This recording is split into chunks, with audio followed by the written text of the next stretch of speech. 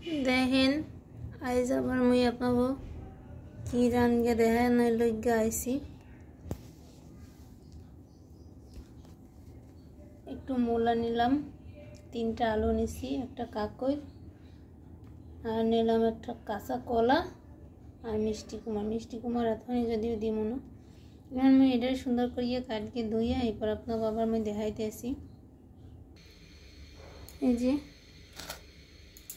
আবার এই যে মহাশোল মাছ, মহাশোল এটা আমি ফ্রিজে ছিল ধুইয়া নিছি। এটারে এখন ভাজবো, পরে রান্না করব। তো ভাজার লাগে মরিচ হলদি দিয়ে আমি ভালো করে একটু মাইকে লমু। এই যে হলুদের গুঁড়া, মরিচের গুঁড়া আর লবণ লয়ে লেছি, এই দিয়ে মাছটারে সুন্দর করে মাইকে লমু। এই যে মাছ হয়ে গেছে, কড়াইতে তেল দিয়ে দিছি, সরিষার তেল দিলাম। তেলটা আমি আগেই দিছিলাম, এর লেগে তেলটা কিন্তু আমার গরম হয়ে গেছে। এখন আমি এর মধ্যে মাছ ভাজ নিলাম।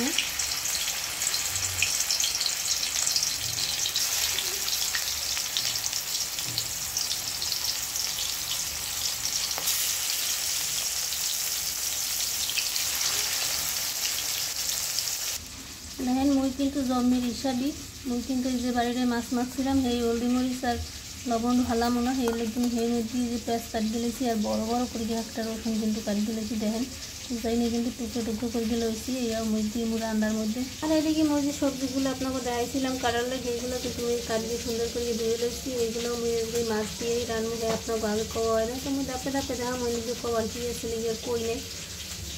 তো দেখতে থাকেন পরে আমি কীভাবে কী করতে থাকি।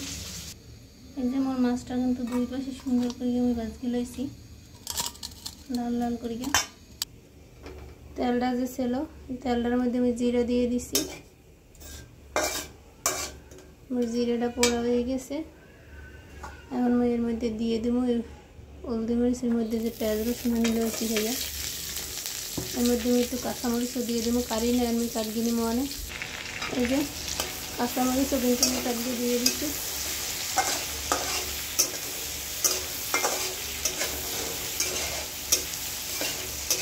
এটা আমি হালকা করে একটু কষানো, বেশি কষানোর কোনো দরকার নেই। যদি কষানো হয়েছে তাহলে এর মধ্যে দিয়ে দিব আমার তরকারির পুরো লবণটা, যদি লবণ লাগবে স্বাদ মতো ওই লবণটা দিয়ে দেব। আমি বাতে কাঁচা লবণ খাই না, তরকারিতে যে লবণ ওইটাই খাই, লেগে একটু বেশি লবণ দিয়ে দিলাম।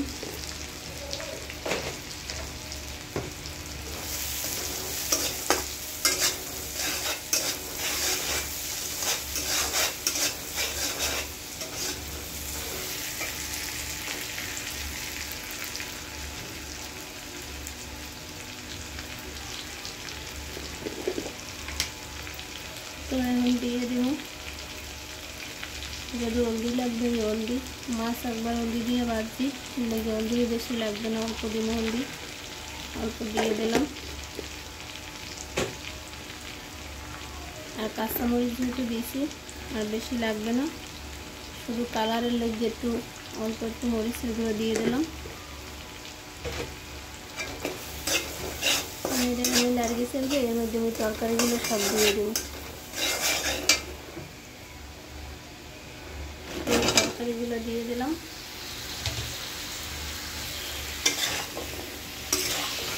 এখন এই তরকারিটা আমি একটু লাগিয়েছি যে মশলা মিশিয়ে ভালো করে কষাই নেব। এই যে দেখেন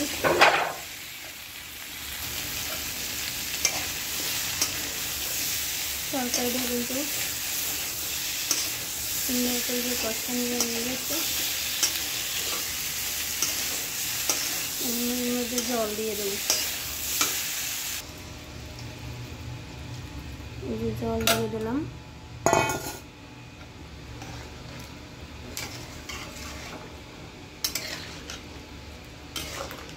যতটা তরকারি সেই অনুযায়ী আর একটু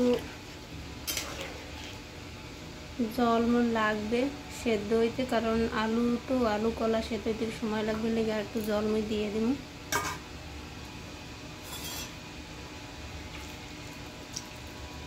যেহেতু জল দিয়ে দিছি চুলার জালটা একটু বাড়াই এটারে আর রান্না।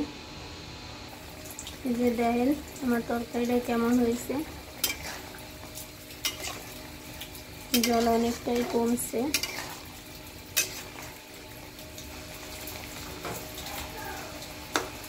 তরকারিও সেদ্ধ হয়েছে ভালোই।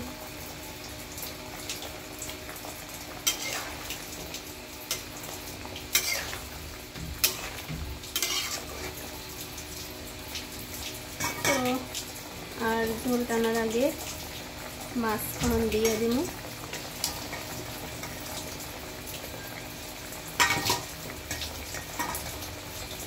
যে মাছ এখন দিয়ে দিলাম। এখন এভাবে মাছটা একটু নরম হবে, ভাজা মাছ তো, মাছটাও একটু নরম হোক, এরপরে মশলা দিয়ে তরকারি উঠতে নেব।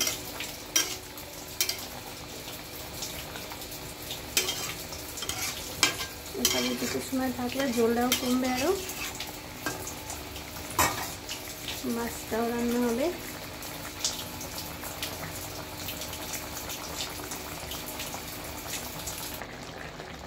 দেখেন তরকারিটা কেমন হয়েছে, রংটা কত সুন্দর হয়েছে। পার আসছে ঝোল টানাবো না। এই যে তরকারি বেশি হলে জিরের গুঁড়োটা একটু বেশি লইছি, একটু আস্তে আস্তে লাগিয়ে দেবো, কারণ মাছ দিছি তো মাছটা ভাঙতে পারে, ভাঙলেও আর সমস্যাও নাই আসলে, কিন্তু তাও দুটো মাছ দিছি, আস্তে একটু রাখলে ভালো হয়। এরকম একটু সুন্দর করে লাড়িয়ে চাড়িয়ে এরপরে উঠেই আপনাকে দেখাইতেছি। এই যে দেখেন তরকারিটা কি সুন্দর হয়েছে, খাইতে মজা হবে না, আপনারাও বুঝতে পারছেন। তো যাই হোক, আপনারা এভাবে রান্না করে খাবেন। আর হচ্ছে আমার ভিডিওটা যদি ভালো লাগে তাহলে একটা লাইক, একটা কমেন্টস আর হচ্ছে একটা শেয়ার কষ্ট করে দিয়ে দিন। তো পরবর্তীতে আবার আপনাদের সাথে দেখা হবে পরবর্তী ভিডিওতে। আজকের মতো বিদায় নিচ্ছি, টাটা বাই বাই, নমস্কার সবাইকে।